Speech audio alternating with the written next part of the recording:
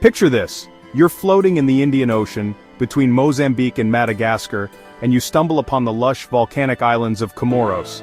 This is the union of the Comoros. 3 main islands, Grande Comore, Moheli, and Anjouan. There's a fourth, Mayotte, but that's a story for later. Comoros is known as the Perfume Isles thanks to its ylang-ylang, vanilla and cloves, making the air smell like a luxury spa. But beneath the postcard-perfect scenery, Comoros has a history that's anything but tranquil. Its political scene has had more twists than a pretzel, with beauty and turmoil living side by side. From ancient sultanates to French colonial rule, the road to independence was long and bumpy. And those bumps started almost immediately after the French left. So, while the islands look like paradise, there's a lot brewing beneath the surface.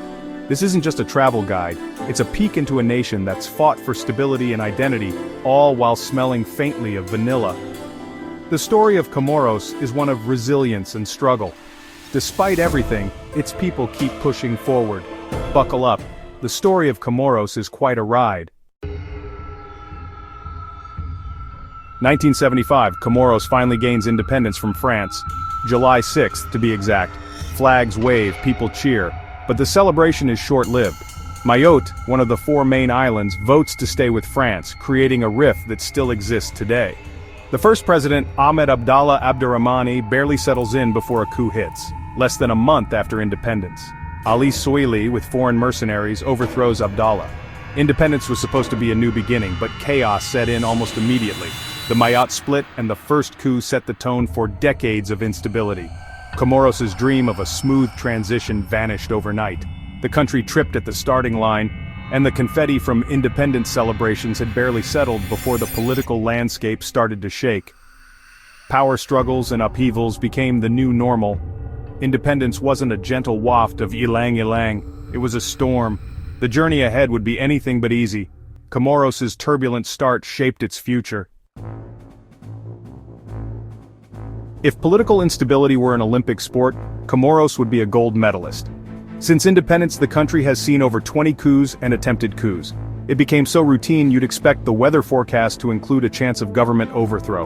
Enter Bob Denard, a French mercenary who became infamous for orchestrating several coups. Denard and his crew treated Comoros like their personal project, making stable governance nearly impossible. Imagine living in a place where the government could change hands overnight.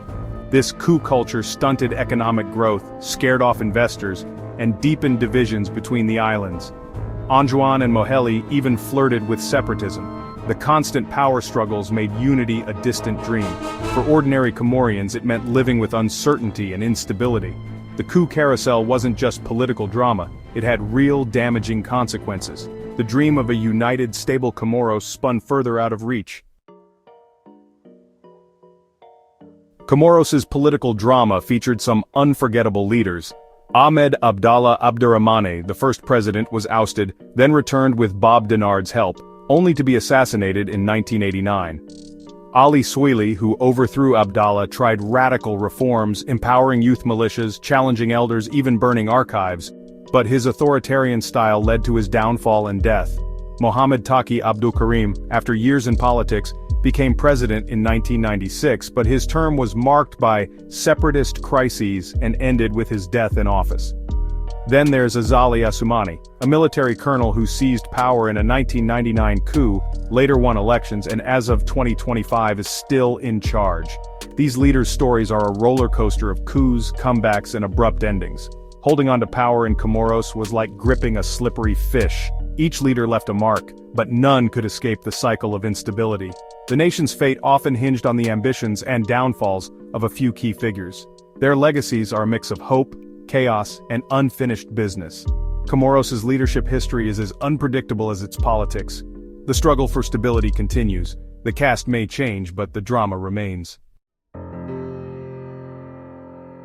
Beyond the coup, daily life in Comoros is tough.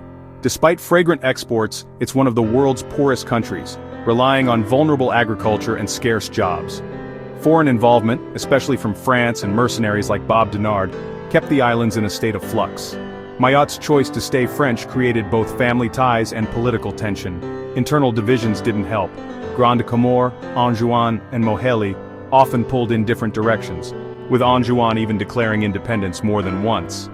Political instability meant less investment in schools, hospitals, and infrastructure. Ordinary Comorians paid the price, living with uncertainty and limited opportunities. The struggle for unity and development was constant. The people just wanted peace and a chance to thrive. But power plays, internal and external, kept the nation on edge. The beautiful islands hid a daily struggle for survival. Fast forward to 2025, Comoros is still complicated, but there's a bit more stability. Azali Assoumani remains president, consolidating power through constitutional changes. Some see this as stability, others worry about democracy taking a back seat. The old problems haven't vanished. Poverty, fragile economy, and high youth unemployment persist. International observers still raise concerns about governance and human rights. But there's hope. Efforts to strengthen institutions and promote development are underway, with help from the African Union and others. Sustainable peace means more than stopping coups. It needs jobs, good governance, and unity. The Comorian people are resilient, weathering storms both political and literal. Young people want education, jobs, and a voice in their future. The diaspora sends remittances and supports development. The journey isn't over, but the ship is still afloat. The people keep steering toward a better future. And through it all, the islands remain as beautiful and fragrant as ever. After all the coups and perfume, why does Comoros matter? Its location is strategic, right in the Mozambique Channel, a key shipping route. What happens here affects the wider Indian Ocean region.